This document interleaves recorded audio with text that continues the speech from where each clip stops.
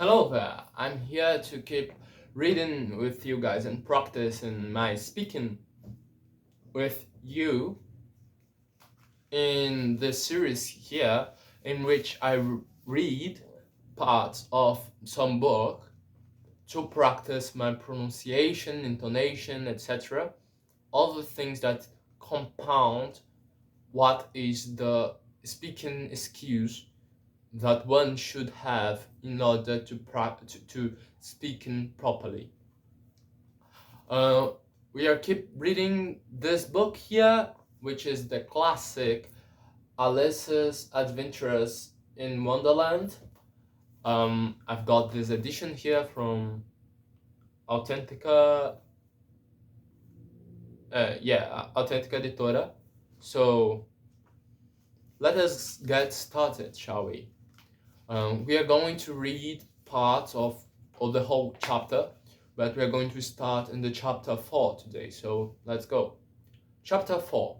The rabbit sends in a little bill. It was the white rabbit trotting slowly back again and looking anxiously about as it went, as if it had lost something, and she heard it muttering to itself. The Duchess, oh my dear Pons, oh my fur and whiskers, she'll get me executed, as sure as ferrets are ferrets. Where can I have dropped them, I wonder? Alice guessed in a moment that it was looking for the fern and the pair of white kid gloves, and she very good naturedly began hunting about for them, but they were nowhere to be seen. Everything seemed to have changed since her swim in the pool, and the great hall, which the glass table and the little door had vanished completely.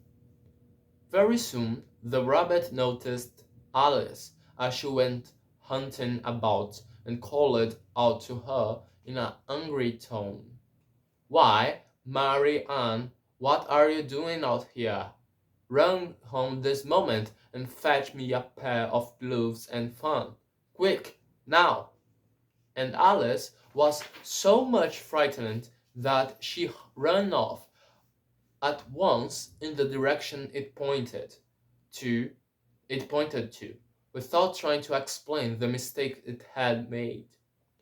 "He took me for his housemaid," she said to herself as she ran. "How surprised he will be when he finds out who I am. But I would better take in his fan and gloves, that is, if I can find them." As she said this, she came upon a neat little house, on the door of which was a bright brass plate with the name W. Rabbit engraved upon it. She went in without knocking, and hurried upstairs in great fear lest she should meet the real Mary Ann and be turned out of the house before she had found the fan and gloves. "How queer it seems," Alice said to herself, "to be going messages for a rabbit. I suppose Dinah will be send me on messages next," and she began fancying the sort of things that would happen. "Miss Alice, come here directly and get ready for your walk. Come in a minute, nurse, but I've got to see that the mouse doesn't get out. Only I don't think," Alice went on, "that they'd let Dinah stop in the house sorry, if it began ordering people about like that." By this time she had found her way into a tidy little room, with a table in the window, and on it, as she had hoped, a fan and two or three pairs of tiny white kid gloves. She took up the fan and a pair of gloves, and was just going to leave the room when her eye fell upon a little bottle that stood near the looking-glass. There was no label this time with the words "Drink me," but never, never, nevertheless she uncorked it and put it to her lips. "I know something interesting is sure to happen," she said to herself, "whenever I eat or drink anything. So I will just see what this bottle does. I do hope it will make me grow large again, for really I'm quite tired of being such a tiny little thing." It did so indeed, and much sooner than she had expected. Before she had drunk half the bottle, she found her head pressing against the ceiling and had to stoop to save her neck from being broken. She hastily put down the bottle, saying to herself, "That's quite enough. I hope I shan't grow any more. As it is, I can't get out at the door. I do wish I hadn't drunk quite so much." Alas, it was too late to wish that. She went on growing and growing, and very soon had to kneel down on the floor. In another minute there was not even room for this, and she tried the effect of lying down with one elbow against the door and the other arm curled around her head.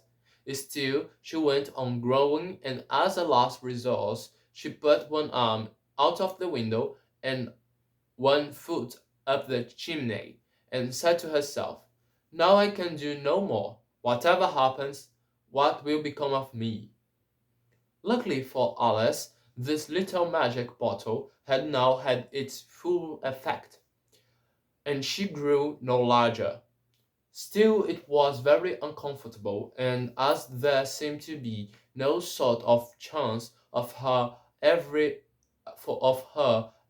getting out of the room again, no wonder she felt unhappy. It was much pleasanter at home, thought poor Alice, when one wasn't always growing larger and smaller, and being ordered about by mice and rabbits. I almost wish I hadn't gone down the rabbit hole. And yet, and yet, it's rather curious, this sort of life. I do wonder what can have happened to me when I used to read fairy tales. I fancied that kind of thing never happened, and now here I am in the middle of one. There ought to be a book written about me, that there ought.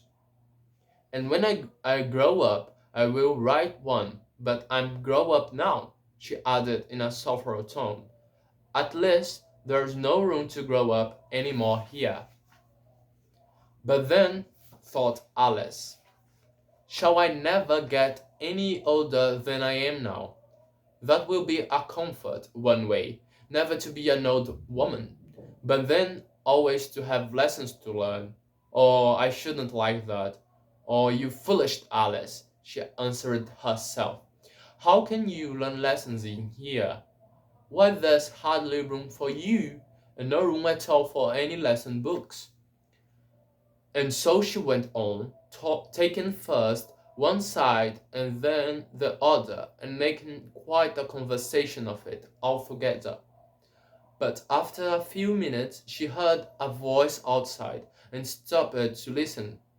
"Marianne, Marianne," said a voice, "fetch me my gloves this moment."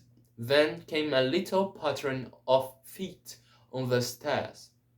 Alice knew it was the rabbit coming to look for her, and she trembled till she shook the house, quite forgetting that she was now about 1,000 times as large as the rabbit, and had no reason to be afraid of it. Presently the rabbit came up to the door and tried to open it, but as the door opened inwards, Alice Welbel was pressed hard against it. That attempt proved a failure. Alice heard it say to itself, "Then I'll go round and get it at the window." "That you won't," thought Alice, and after waiting till she fancied she heard the rabbit just under the window, she suddenly spread out her hand and made a snatch in the air. She did not get hold of anything, but she heard a little shake and a fall, and a crash of broken glass, from which she concluded that it was just possible it had fallen into a cucumber frame, or something of the sort. Next came an angry voice, the rabbit's. "Pat, Pat, where are you?" And then a voice she had never heard before. "Sure then, I'm here, digging for apples. Yeah, you know. Yeah, oh no. Oh no. I can't. I do not know the pronunciation. Sorry. Digging for apples indeed," said the rabbit angrily. "Here, come and help me out of this." Sound of more broken glass. "Now tell me, Pat, what's that in the window?" "Sure it is an arm, your honor." He pronounced it Arum. Yeah, Arum, I think. "An arm, you goose. Whoever saw one that size? Why, it fills the whole window."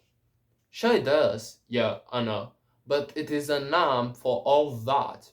"Well, it's got no business there at any rate. Go and take it. Go and take it away." There was a long silence after this, and Alice could only hear whispers now and then, such as, "Sure I don't like it, your honor, at all, at all." Do as I tell you, you coward." And at last she spread out her hand again, and made another snatch in the air. This time there were two little shakes, and more sound of broken glass. "What a number of cucumber frames there must be," thought Alice. "I wonder what they will do next. As for pulling me out of the window, I only wish they could. I'm sure I don't want to stay in here any longer." She waited for some time without hearing anything more. At last came a rumbling of little cart wheels, and the sound of a good many voices all talking together. She made out the words: "Where's the other ladder? Why, I hadn't to bring but one. Bill's got the other. Bill, fetch it here, lad. Here, up, put 'em up at this corner. No, tie 'em together first. They don't reach half high enough yet. Oh, they will do well enough. Don't be particular. Here, Bill, catch hold of this rope. With the roof bare, mind that loose stale. Or, oh, it's coming down." So, I will finish here, and we'll keep going reading later. But as I said, I'm enjoying quite much to do this experience here of reading some parts of books out loud. Indeed, I think it's helped me to improve my speaking skills, my pronunciation, my intonation, etc. It's a practice because you are not you do not need to think about the things that you're saying because you are reading. So you're just thinking on the pronunciation, and training one thing separately seems very reasonable to me. It seems that it will be the most useful choice because you are trying to get better in one thing first before move to others. I hope keep learning, I hope keep improving, and I hope you guys have enjoyed this video. And that's it for today. See you guys later. Bye.